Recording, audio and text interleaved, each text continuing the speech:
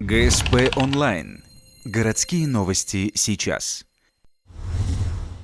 Воскресенье, 17:00, спорткомплекс «Буревестник». Второй день чемпионата по спортивным бальным танцам, больше известного как Российский студенческий бал.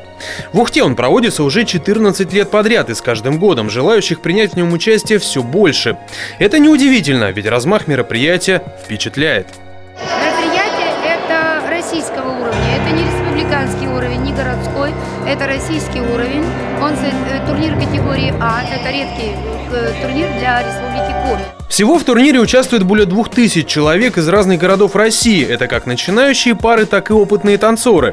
Основная борьба проходит в направлениях латино и стандарт.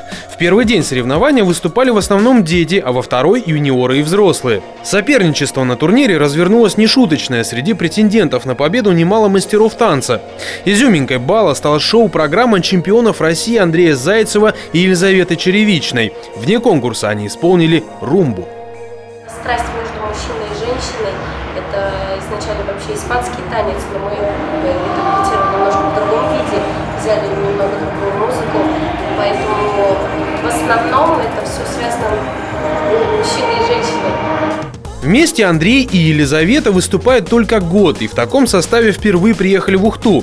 Однако местные танцоры им знакомы, некоторых из них они уже встречали на других турнирах и высоко оценили местную школу. Соревнования проходили в 20 категориях, и в каждой из них определили победителей. В награду им вручили кубки и медали.